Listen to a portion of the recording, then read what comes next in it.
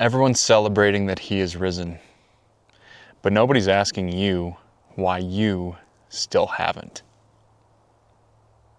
Why have you not risen from the grave and resurrected yourself from who you used to be to who you authentically know that you are now? It's an important reflection because Easter has been externalized. People celebrate something that happened 2,000 years ago, but they ignore what's happening internally right now. There's a lot going on inside you right now that needs to be resurrected.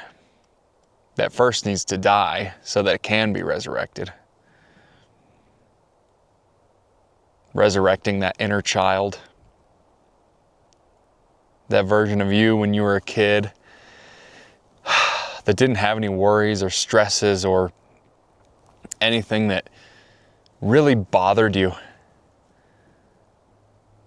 It's a good time to reflect on that now, because we can't ignore what the resurrection represents internally any longer, because it really became more about history instead of instruction, exemplifying a way that you could live that would give you all of the benefits, all of the power, all of the security, all of the love that Jesus had when he walked the earth. What he went through was never meant to be worshiped. It was just meant to be embodied,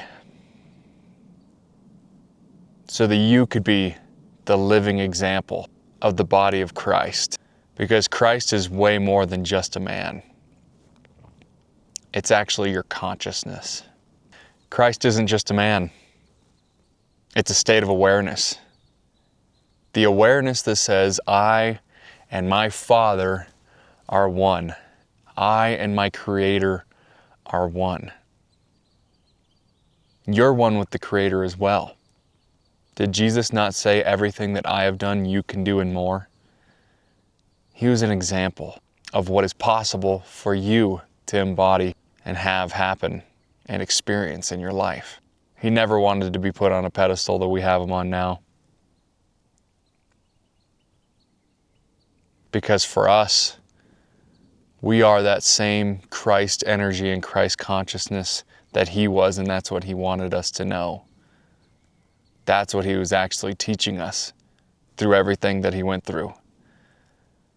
That the resurrection is about rising above limitation and what we identify as. The resurrection is just what happens when you stop identifying with the old version of yourself and become that new version of yourself and nail yourself to the cross of who you prefer to be and of who you really are in this world, what you're here to share. Because most people are still living in the tomb.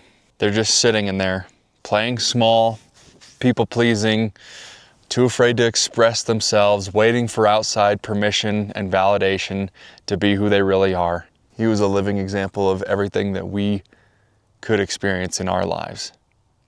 Not something that was outside of our reach. It's really the uncomfortable truth, because you don't rise by adding more. You rise by releasing what you've been pretending to be. The old identity. It has to go. Because you can't resurrect yourself without death first.